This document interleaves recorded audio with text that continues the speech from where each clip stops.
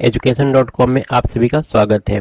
आज हम लोग भी जो तीसरा टेस्ट हुआ था इसका उसके क्वेश्चंस का डिटेल सोल्यूशन देखेंगे। तो यहाँ पर जो थर्ड नंबर क्वेश्चन था उसमें था किस प्रक्रिया में गैसिंग संपन्न होती है।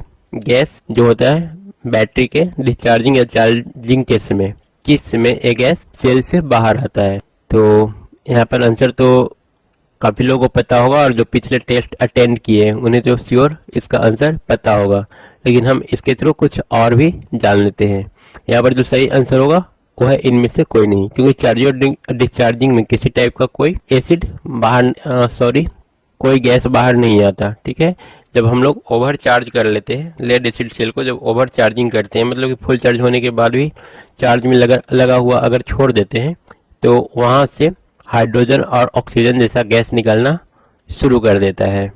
जब हमारा lead acid battery over charge होता है तो जो इलेक्ट्रोलाइट सॉल्यूशन होता है उसमें इलेक्ट्रोलाइट सॉल्यूशन हम लोग यूज करते हैं लेड एसिड बैटरी में, और वो ओवर हीट हो जाता है और इस ओवर हीट की वजह से हाइड्रोजन और ऑक्सीजन जैसा गैस निकलना शुरू कर देते हैं। और इसके साथ साथ जो प्रेशर होता है बैटरी के अंदर का वो भी काफ़ी ज़्यादा इंक्रीज कर जाता है। तो कहीं कहीं पर जैसे फॉर एग्जांपल यहाँ पर unsealed flooded lead acid battery दिया हुआ है, तो इसमें वेंटिंग के लिए वेंटिंग टेक्नोलॉजी होता है जिसके जरिए जो हमारा प्रेशर होता है या फिर जो भी गैस होता है रिसर्कुलेट करता है या फिर बाहर निकल जाता है। ठीक है, लेकिन फिर भी जो वेंटिंग होता है इसका एक निश्चित कैपेसिटी होता है। अगर गैस का फ्लो इसकी कैपेसिटी से ज़्यादा हो जाए तो जो बैटरी के अंदर वाटर यूज होता है वो बॉयल करना शुरू कर देता है, और बॉयल होने से जो वाटर होता है उसका लेवल कम हो जाता है और जो बैटरी होता है वो डिस्ट्रॉय हो जाता है। अगर हमारा बैटरी ओवर चार्ज है और काफ़ी ज़्यादा हीट है तो उस कंडीशन में यहाँ पर जो हाइड्रोजन और ऑक्सीजन निकलता है उसका जो मात्रा होता है वो बैटरी के वेंटिंग कैपेसिटी से ज़्यादा हो जाता है, और इस केस में प्रेशर इतना ज़्यादा बढ़ जाता है कि बैटरी में एक्सप्लोजन हो सकता है या फिर बैटरी जो है वो तेज़ी से विस्फोट कर सकता है। तो इस टाइप का कंडीशन जनरेट हो जाता है। तो ऊपर जो हुआ वो हुआ लेड एसिड सेल के बारे में कुछ इम्पोर्टेंट जानकारियाँ। उसके बाद हम लोग थोड़ा सा देख लेते हैं प्राइमरी सेल और सेकेंडरी सेल। तो प्राइमरी और सेकेंडरी सेल में जनरली जो हम लोग को जानना है पढ़ना है उसमें से voltaic cell, Daniell cell, Leclanche cell, dry cell, mercury battery और साथ में सिल्वर ऑक्साइड सेल। तो यहाँ पर ये जो भी सेल यूज हुए हैं इनमें से कम 3 चीज़ें जान लेना काफ़ी ज़्यादा आवश्यक है। वो है एक एनोड, जो डिफरेंट सेल है उसमें एनोड का कार्य कौन सा एलिमेंट करता है। इसके अलावा कैथोड, और थर्ड जो है वो है इलेक्ट्रोलाइट, किस टाइप का इलेक्ट्रोलाइट हम लोग यूज करते हैं। तो इस टाइप का क्वेश्चन जनरली पूछ देता है। तो हम लोग एक एक करके देख लेते हैं। तो अगर हम लोग वोल्टाइक सेल की बात करें तो यहाँ पर जो एनोड होता है जिंक का होता है। ठीक है, एनोड जिंक का बना होता है। इसके अलावा कैथोड की बात करें तो ये तांबा का या फिर कॉपर का यूज होता है। और यहाँ पर इलेक्ट्रोलाइट की बात करें तो तनु सल्फ्यूरिक अम्ल हम लोग यहाँ पर यूज करते हैं। तनु सल्फ्यूरिक अम्ल इलेक्ट्रोलाइट के रूप में यूज किया जाता है। तो कुछ इंपॉर्टेंट है जिसको आपको याद रख लेना है। अगर डैनियल सेल की बात करें तो यहाँ पर जो एनोड होता है वो होता है जस्ता का छड़। यहाँ पर हम लोग एनोड के रूप में जस्ता का छड़ यूज करते हैं। और जब कैथोड की बारी आती है तो कैथोड में हम लोग तांबा का बेलनाकार परत यूज कर लेते हैं। ठीक है, तांबा का बेलनाकार परत कैथोड के रूप में यूज होता है। और इसमें हम बात करें इलेक्ट्रोलाइट का तो इलेक्ट्रोलाइट के रूप में हम लोग यूज करते हैं कॉपर सल्फेट का घोल। ठीक है, कॉपर सल्फेट यहाँ पर, तो यहाँ पर कॉपर सल्फेट। और वोल्टाइक सेल में हम बात करें तो सल्फ्यूरिक अम्ल। ईएमएफ की बात करें तो यहाँ पर जो ईएमएफ होता है या विद्युत वाहक बल जो होता है 1.08 होता है।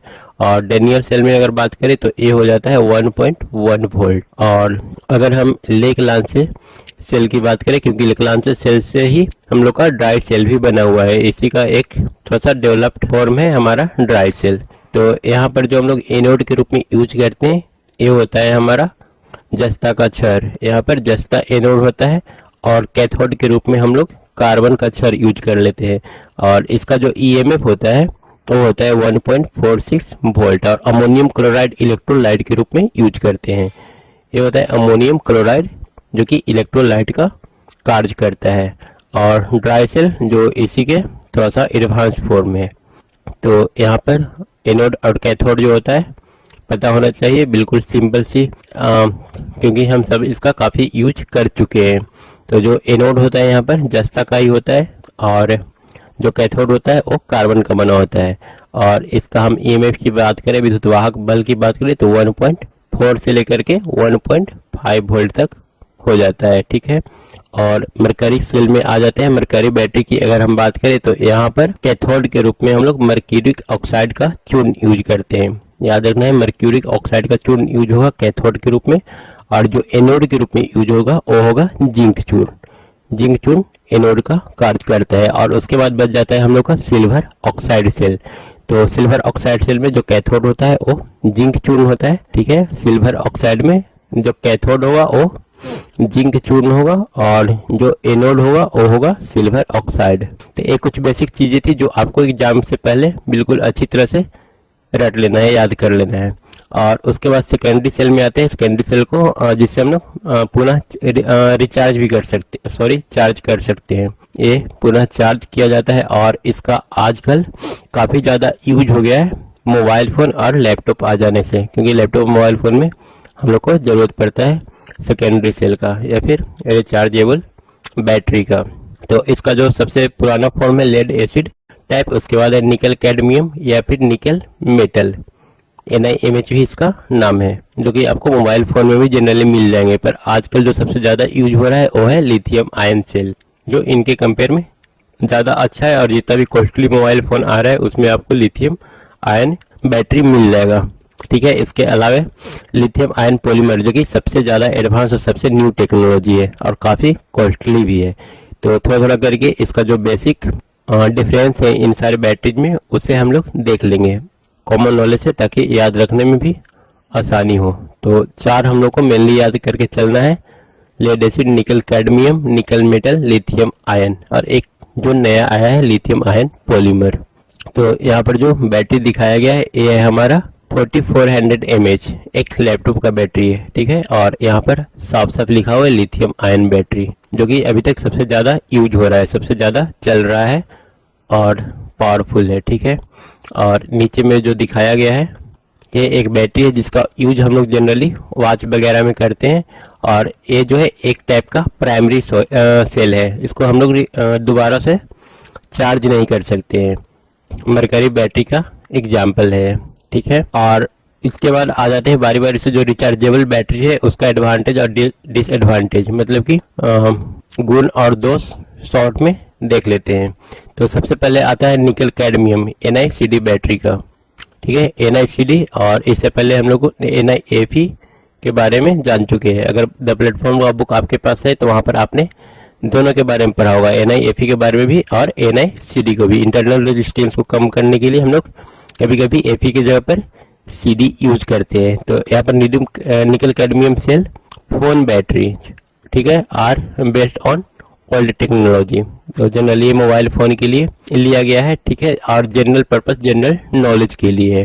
ये चार यहाँ पर बैटरीज का नाम है, जो कि जनरली मोबाइल फ़ोन में भी आपको देखने के लिए मिल जाते हैं। तो यहाँ पर मैंने इसे इसलिए उठाया ताकि इसे आसानी से याद रखा जा सके। ये चार टाइप का जो सेकेंडरी सेल है इसको आप आसानी से ध्यान में रख सके, क्योंकि कोई भी चीज़ देखने के बाद ज़्यादा आसानी से याद हो जाता है। कि मोबाइल बैटरी आप सबने देखा होगा और काफ़ी कंपेयर भी किया हुआ कि कौन सा बैटरी कितना पावरफुल है। Chemical used in NiCd battery are not environment friendly, ये इसका एक डिसएडवांटेज है, ठीक है। निकल कैडमियम इन्वायरमेंट फ्रेंडली नहीं है और जो इसके यूज को कम कर देता है। यहाँ पर जो कैडमियम रिच वेस्ट है, ठीक है, कैडमियम की वजह से, जो कि हेल्थ के लिए सही नहीं है, ठीक है, ये इसको काफी चीपेस्ट टाइप का बैटरी बना देता है, ठीक है। Their affordability helps to bring down overall cost of mobile phone. यहाँ पर निकल कैडमियम बैटरी का कुछ एडवांटेज और डिसएडवांटेज है। तो यहाँ पर अगर एडवांटेज देखें तो इसको कई बार हम लोग चार्ज या डिस्चार्ज का जो साइकिल है कई बार कर सकते हैं 1000 टाइम्स से, जो कि किसी का नहीं है। ये इसका सबसे बड़ा एडवांटेज है, करीब 1000 बार इसको चार्ज डिस्चार्ज का जो साइकिल है कंप्लीट करा सकते हैं। और साथ में इसका जो लोड परफॉर्मेंस है वो काफी अच्छा है। इसके ट्रांसपोर्टेशन और जो स्टोरेज है काफी सिंपल है। ठीक है, NiCd को हम लोग बिना किसी ज्यादा केयर किए एक जगह से दूसरा जगह ले जा सकते हैं, लेकिन वही अगर लिथियम आयन बैटरी की बात आ जाती है तो इसको थोड़ा सा डिफिकल्ट हो जाता है। एक साथ काफी मात्रा में अगर क्वांटिटी ज्यादा है तो उसको एक जगह से दूसरा जगह भेजने में थोड़ा सा प्रॉब्लम होता है। ठीक है, लिथियम आयन जो कि ज्यादा यूजफुल है और आजकल यूज हो रहा है, ट्रांसपोर्टेशन में थोड़ा सा इसमें प्रॉब्लम आता है। गुड टेम्परेचर परफॉर्मेंस अच्छा है, प्राइस इसका काफी कम है। ठीक है, और साथ ही साथ डिफरेंट साइज में अवेलेबल है, सिलेंड्रिकल या फिर must of the cells are cylindrical, जो ज्यादातर होता है वो सिलेंड्रिकल फॉर्म में पाया जाता है और डिफरेंट साइज में ये अवेलेबल है, मिल जाता है। इसके बाद इसका कुछ डिसएडवांटेज है, तो ऊपर ही हम लोग देख लिए, इन्वायरमेंट फ्रेंडली ये बैटरी नहीं है और साथ में सेल्फ डिस्चार्जिंग का प्रॉपर्टी है इसमें पाया जाता है। अगर लंबे समय तक इसको रख करके छोड़ दे तो खुद से डिस्चार्ज हो जाएगा, आपको फिर से रिचार्ज करना पड़ जाएगा। उसके बाद जो सेकंड है वो है निकल मेटल हाइड्राइड बैटरी। तो NiMH बैटरी भी काफी यूज होता है और ये जो होता है निकल कैडमियम बैटरी है उसके कंपेयर में कहीं ज्यादा बेहतर है। ठीक है, निकल कैडमियम बैटरी की तुलना में NiMH battery nickel metal battery जो है वो ज्यादा अच्छा है, क्योंकि यहाँ पर कैडमियम नहीं है। ठीक है, कैडमियम न होने से ये इन्वायरमेंट फ्रेंडली भी हो जाता है और साथ में इसका जो कैपेसिटी है करीब 30 से 40% ज्यादा है इन कंपेयर ऑफ निकल कैडमियम। स्टोरेज और ट्रांसपोर्टेशन देख सकते हैं सिंपल है, इन्वायरमेंट फ्रेंडली है। ठीक है, तो ये तो उसके लिए भी था, लेकिन इन्वायरमेंट फ्रेंडली कैडमियम वाला नहीं था, और ये जो हमारा NiMH वो इन्वायरमेंट फ्रेंडली है। सेल्फ लाइफ इसका जो है लिमिटेड है। ठीक है, जहां हम लोग निकल कैडमियम का देखे थे 1000 साइकिल, इसका मात्र है 200 से 300 साइकिल, ताकि हम लोग सही सलामत इसका इस्तेमाल कर सकते हैं। इसके अलावा जब इसको चार्ज करना होता है तो काफी ज्यादा समय लेता है, और जो सेल्फ डिस्चार्जिंग प्रॉपर्टी है वो भी हम लोग देख सकते हैं 50% higher than nickel cadmium. Nickel cadmium के कंपेयर में जो सेल्फ से जो डिस्चार्ज होने की इसमें प्रॉपर्टी है वो 50% ज्यादा है, काफी तेजी से डिस्चार्ज हो जाएगा अगर रखा भी रहा तो। इसके अलावा ज्यादा मेंटेनेंस की जरूरत होती है और 20% ज्यादा एक्सपेंसिव है NiMH से, तो इन्वायरमेंट फ्रेंडली है जिसका कीमत हम लोग को चुकाना पड़ता है। इसका 200 से 300 यूजफुल परफॉर्मेंस साइकिल है और साथ में चार्ज भी काफी स्लो होता है। इसके अलावा सेल्फ डिस्चार्ज प्रॉपर्टी जो है 50% ज्यादा है निकल कैडमियम के कंपेयर में। मेंटेनेंस की ज्यादा आवश्यकता है निकल कैडमियम के कंपेयर में, और जो कॉस्ट है वो 20% ज्यादा है, लेकिन ये इन्वायरमेंट फ्रेंडली है। तो ये हो गया NiMH बैटरी का एडवांटेज और डिसएडवांटेज। उसके बाद आते हैं काफी important battery, lithium ion battery. तो ये जो हमारा लिथियम आयन है यहाँ पर मोस्ट पॉपुलर टेक्नोलॉजी है। ठीक है, काफी ज्यादा यूजफुल है और काफी एक्सपेंसिव भी है, कॉस्टली भी आता है, और NiMH बैटरी के कंपेयर में ये हल्का भी है। और अगर इसको हम 24 आवर से ज्यादा कंटिन्यू चार्ज में लगा हुआ छोड़ देते हैं तो ये जो हमारा बैटरी है वो डैमेज हो जाता है। ठीक है, लिथियम आयन बैटरी को 24 घंटा से ज्यादा तक अगर हम चार्ज में लगा करके छोड़ दें तो ये फिर डिस्ट्रॉय हो जाता है। अगर इसके एडवांटेज को देखें तो सबसे पहले हाई एनर्जी डेंसिटी, और सेकेंडरी लो सेल्फ डिस्चार्ज। अगर रखा हुआ रहा तो ये जल्दी से डिस्चार्ज नहीं होगा। उसके बाद मेंटेनेंस की आवश्यकता काफी कम है। यहाँ पर एजिंग इफेक्ट देखने को मिलता है। अगर लिमिटेशन की बात करें तो एजिंग इफेक्ट देखने को मिलेगा, जैसे जैसे पुराना होगा उसका जो कैपेसिटी होगा वो डिक्रीज करता चला जाएगा। ट्रांसपोर्टेशन थोड़ा सा इसका डिफिकल्ट होता है। This restriction shipment of larger quantity of lithium ion battery may be subject to regulatory control. अगर एक साथ काफी ज्यादा बैटरी को एक जगह से दूसरा जगह ट्रांसपोर्ट करें तो वहां पर स्पेशल इंस्पेक्शन की जरूरत पड़ती है, लेकिन अगर सिंगल है तो फिर किसी टाइप का कोई प्रॉब्लम नहीं है। और इसका कॉस्ट की बात करें तो निकल कैडमियम बैटरी के कंपेयर में 40% ज्यादा है। ठीक है, और ठीक है, इसके बाद आते हैं जो सबसे न्यू टाइप का जो बैटरी आया है, न्यूएस्ट है, वह lithium polymer battery. Lithium polymer battery newest and most advance technology for cell phone battery. बिल्कुल न्यू टेक्नोलॉजी है। अल्ट्रा लाइटेड वेट, इसका जो वेट है काफी कम है। They do not suffer from memory effect and will deliver up to 40% more battery capacity than nickel metal hydride. NiMH के compare में इसका 40% जो कैपेसिटी है वो ज्यादा है सेम साइज के लिए। ठीक है, सेम साइज के लिए 40% इसका कैपेसिटी ज्यादा हो जाता है। तो ये कुछ प्राइमरी और सेकेंडरी सेल्स के बारे में इंपॉर्टेंट जानकारियां थी, जो आपके लिए एग्जाम के लिए भी और बेसिक नॉलेज के लिए भी, सेल के बारे में जो बेसिक नॉलेज है उसके लिए भी हेल्पफुल होंगी। उसके बाद आते हैं क्वेश्चन नंबर 5 था, किसके द्वारा इलेक्ट्रोलाइट का अपेक्षिक घनत्व मापते हैं। अपेक्षिक घनत्व मापने के लिए कौन सा इंस्ट्रूमेंट यूज होता है। तो यहाँ पर 4 ऑप्शन दिया हुआ है, तो चारों के बारे में हम लोग एक बार फिर से देख लेते हैं। पहले भी टेस्ट में बता चुके हैं। सबसे पहले हाइग्रोमीटर एक वेदर इंस्ट्रूमेंट है और मेजर क्या करता है, ह्यूमिडिटी इन एटमोस्फेयर में ह्यूमिडिटी मेजर करने के लिए यूज होता है। इलेक्ट्रोमीटर दूध का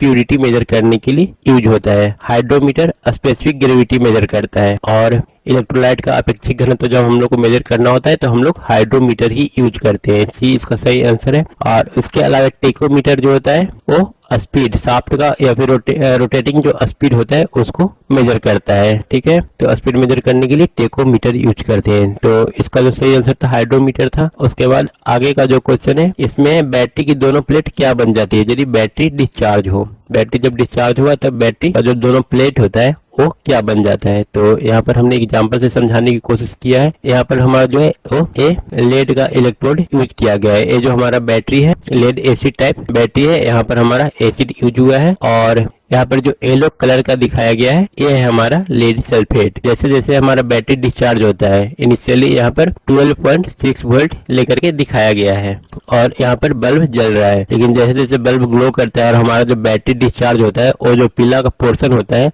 वो इंक्रीज करते रहता है। ठीक है, मतलब कि लेड सल्फेट का जो लेयर है वो बनते रहता है। इनिशियली अगर फर्स्ट पिक्चर में हम लोग देखें तो यहाँ पर ये जो पीला पोर्शन है काफी कम है, बिल्कुल थोड़ा सा दिखाया गया है इस पॉइंट पर। और जैसे जैसे बैटरी डिस्चार्ज हुआ यहाँ पर 12.6 वोल्ट है। ठीक है, 12.6 वोल्ट पर यहाँ पर इस लेवल तक दिखाया गया है। और जैसे और डिक्रीज होता है मतलब कि 10.5 वोल्ट आता है, तो यहाँ पर 10.5 वोल्ट आते आते जो हमारा पूरा इलेक्ट्रोड था वो येलो कलर का हो गया, जिसको हम लोग लेड सल्फेट या फिर सल्फेशन बोलते हैं इस प्रक्रिया को। अब इसके बाद हम लोग इस सेल को यूज नहीं कर सकते। इसके बाद अगर डिस्चार्ज हुआ तो फिर प्रॉब्लम क्रिएट होता है। तो इस लेड सल्फेट के बारे में भी थोड़ा सा हम लोग जान लेते हैं। तो हमारा ये जो लेड सल्फेट है जो कि लेड के ऊपर पूरी तरह से जम चुका है, ये एक सॉफ्ट मटेरियल होता है। ठीक है, इनिशियली एक काफी ज्यादा सॉफ्ट होता है और अगर डिस्चार्ज के अवस्था में इसको काफी लॉन्ग टाइम तक मतलब कि ऐसा ही ये जो लेड सल्फेट का परत बना हुआ है इसको ऐसे ही छोड़ दे और दोबारा इस बैटरी को चार्ज नहीं करें तो ये जो सॉफ्ट मटेरियल है सॉफ्ट लेड सल्फेट है एक क्रिस्टल टाइप का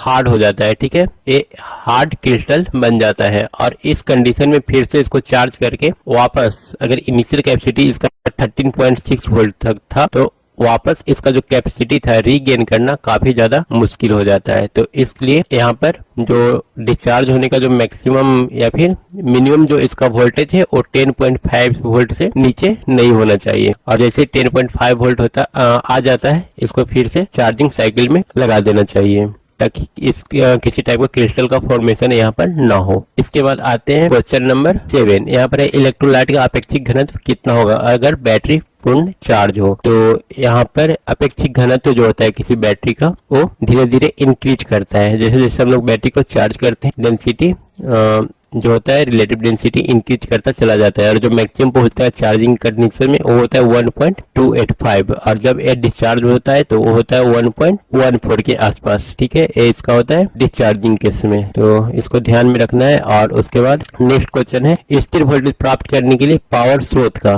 तो स्थिर वोल्टेज गेन करने के लिए जो आंतरिक रेजिस्टेंस है वो कम होना चाहिए। क्वेश्चन नंबर 10 था लेड एसिड बैटरी में। क्वेश्चन थोड़ा सा इंपॉर्टेंट है, काफी सिंपल भी है। ठीक है, लेड एसिड बैटरी में जो पानी और अम्ल का अनुपात है वो 3:1 होना चाहिए। क्वेश्चन नंबर 12 था निकल आयरन सेल क्या है। तो काफी सेल के बारे में हम लोग पढ़े, निकल कैडमियम पर है, NiMH पर है। MH हमारा मेटल के लिए यूज होता है। ठीक है, तो आयरन के लिए हम लोग NiMH है वो कम होना चाहिए। क्वेश्चन नंबर 10 था लेड एसिड बैटरी में। क्वेश्चन थोड़ा सा इंपॉर्टेंट है, काफी सिंपल भी है। ठीक है, लेड एसिड बैटरी में जो पानी और अम्ल का अनुपात है वो 3:1 होना चाहिए।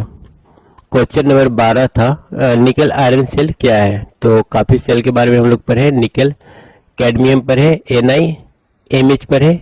MH हमारा मेटल के लिए यूज होता है। ठीक है, तो आयरन के लिए हम लोग NiMH या फिर NiAp के नाम से इसको हम लोग जानते हैं निकल आयरन सेल को। तो ये पूछ रहा है कि किस टाइप का बैटरी है। तो हमने 4 टाइप का बैटरी पढ़ा जो कि जनरली मोबाइल फोन में यूज होता है। तो ऑब्वियसली जो NiFe होगा वो रिचार्जेबल होगा, मतलब कि सेकेंडरी सेल होगा। तो यहाँ पर हम लोग का जो आंसर होगा वो हो जाएगा थर्ड सेकेंडरी सेल। और इसके बारे में एनोड और कैथोड की अगर बात करें तो यहाँ पर जो पॉजिटिव प्लेट होता है हम लोग का वो होता है निकल ऑक्साइड हाइड्रोक्साइड। निकल ऑक्साइड हाइड्रोक्साइड को पॉजिटिव प्लेट के रूप में यूज करते हैं। और जो यहाँ पर आयरन होता है NiFe में वो होता है हमारा निगेटिव प्लेट। और इलेक्ट्रोलाइट के रूप में हम लोग पोटेशियम हाइड्रोक्साइड यूज करते हैं। तो इस इलेक्ट्रोलाइट की वजह से ये हमारा जो बैटरी है शुष्क नहीं है बल्कि थर्ड सेकेंडरी सेल है। और एक्टिव मटेरियल जो इसमें होता है वो निकल प्लेटेड स्टील ट्यूब में रखा जाता है। ठीक है, जो एक्टिव मटेरियल्स होते हैं उसको हम लोग निकल प्लेटेड स्टील ट्यूब में रखते हैं।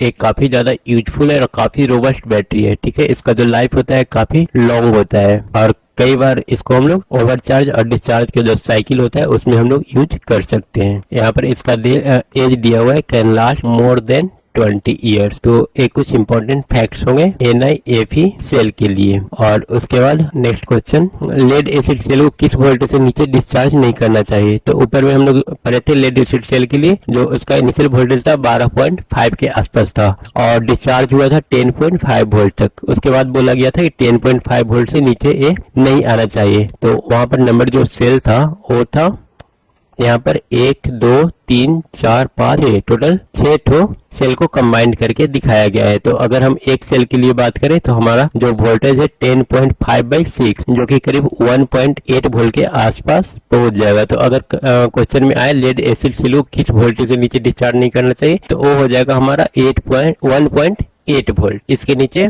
क्रिस्टल का फॉर्मेशन होगा और फिर इसको चार्ज करना डिफिकल्ट हो जाएगा या फिर ये जो अपना कैपेसिटी है पुनः गेन नहीं कर पाएगा। उसके बाद यहाँ पर क्या होगा जब बैटरी ओवर चार्ज हो जाएगा। तो ओवर चार्ज हम लोग देखें पानी की कमी हो जाती है, अधिक गैस निकलता है और साथ में आंतरिक रेजिस्टेंस भी बढ़ जाता है। तो यहाँ पर उपयुक्त सभी लक्षण ऊपर हम लोग डिस्कस कर चुके हैं। यहाँ पर एडिशन सेल में प्रयुक्त इलेक्ट्रोलाइट कौन सा है। तो एडिशन सेल की अगर एग्जांपल हम ले ले तो NiF हमारा जो है एक एडिशन सेल है और इसमें जो इलेक्ट्रोलाइट यूज होता है वो पोटेशियम हाइड्रोक्साइड यूज होता है। ठीक है, पोटेशियम हाइड्रोक्साइड हम लोग इलेक्ट्रोलाइट के रूप में यूज कर सकते हैं। और जो हमारा निकल ऑक्साइड होता है वो कैथोड के रूप में और जो आयरन होता है वो एनोड के रूप में यूज होता है, जो कि हम लोग आगे पहले भी डिस्कस कर चुके हैं। उसके बाद यहाँ पर बैटरी के प्लेट का रंग कैसा होगा जब बैटरी डिस्चार्ज हो। तो जब डिस्चार्ज होता है तो इसका रंग सफेद हो जाता है। यहाँ पर कैडमियम धातु के प्रयोग से सेल का आंतरिक प्रतिरोध घट जाता है, ऊपर भी हम लोग देख चुके हैं। यहाँ पर कौन सा इलेक्ट्रोलाइट लेड एसिड बैटरी में यूज होता है तो ऊपर हम लोग डिस्कस कर चुके हैं, सल्फ्यूरिक एसिड होता है। यहाँ पर लेक्लांसिस सेल में इलेक्ट्रोलाइट कौन सा यूज होता है ये भी ऊपर हम लोग डिस्कस कर चुके हैं। हर एक प्राइमरी सेल का जो इलेक्ट्रोलाइट था वो हम लोग देख चुके हैं। इलेक्ट्रोलाइट का अपेक्षिक घनत्व क्या होगा जब पूर्ण डिस्चार्ज हो। तो चार्ज का केस हम लोग ऊपर देखे थे, यहाँ पर डिस्चार्ज का केस है 1.14। यहाँ पर शुष्क सेल का ऋणात्मक पोल निम्न में से किस चीज से बना होता है, सारा कुछ डिस्कस हो चुका है ऊपर में। संचायक बैटरी की क्षमता निम्नलिखित में व्यक्त की जाती है। तो अगर संचायक बैटरी की क्षमता की बात करें तो वो एम्पियर आवर में व्यक्त की जाती है। कितने एम्पियर आवर का बैटरी है इससे हम लोग पता करते हैं कि उसका क्षमता और कैपेसिटी क्या है। तो यहाँ पर कुछ सिलेक्टेड क्वेश्चन मैंने किया और इसके ऊपर इसके अलावा जो डिटेल थ्योरी था सेल का वो हमने देखा। और जो इसका सबसे जो इम्पोर्टेंट पार्ट था वो प्राइमरी सेल का एनोड कैथोड EMF, ठीक है, विभवांतर बल कितना होता है और कौन सा इलेक्ट्रोलाइट यूज होता है प्राइमरी सेल में। हमने 6 प्राइमरी सेल के एनोड कैथोड और EMF साथ में इलेक्ट्रोलाइट्स का डिस्कशन किया जो कि काफ़ी ज़्यादा इम्पोर्टेंट है। तो आप इसे ध्यान में रखें। उसके बाद फिर नेक्स्ट वीडियो में मिलेंगे, तब तक के लिए